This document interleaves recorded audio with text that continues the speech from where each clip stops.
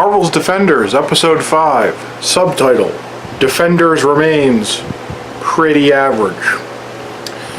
Some of my favorite episodes of Game of Thrones are the slower, more dialogue-driven episodes that are all about character development.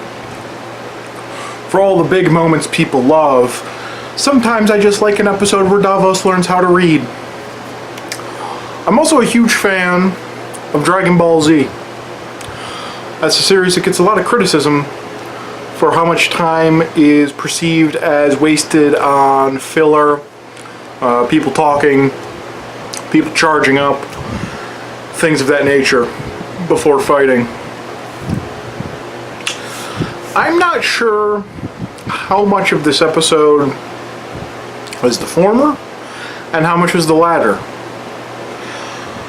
A certain amount of the episode is character development.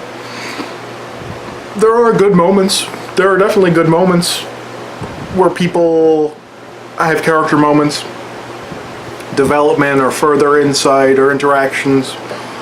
There are those moments in this episode. There are definitely some of those moments.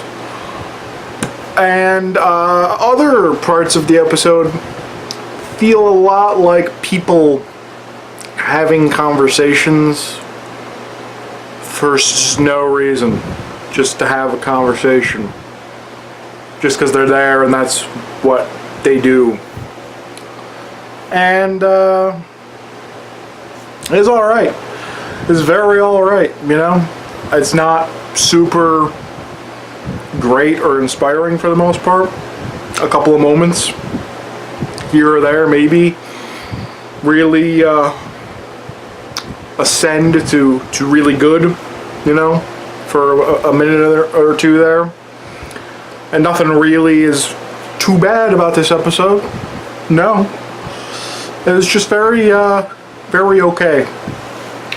And the episode, I don't know, it's I don't know if it's a rest episode where they're just like, we need to rest before we, you know, get the momentum completely going into the ending, you know, because now we're more than halfway through the series, the first season of the series anyway, or the first series of the series, I don't know.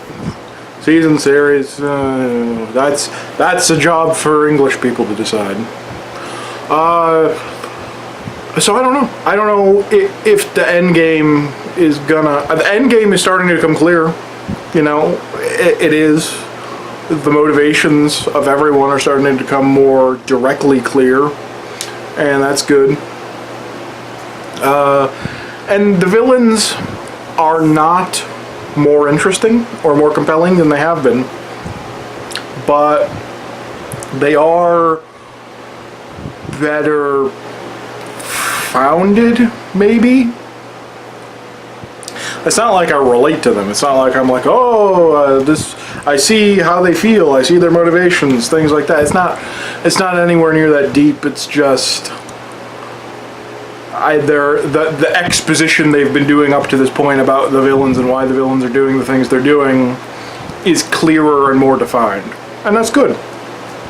And that helps progress further towards the end game of the season. So ultimately, I hope that there are positive things coming. Honestly, at this point, I don't expect this series to be really bad.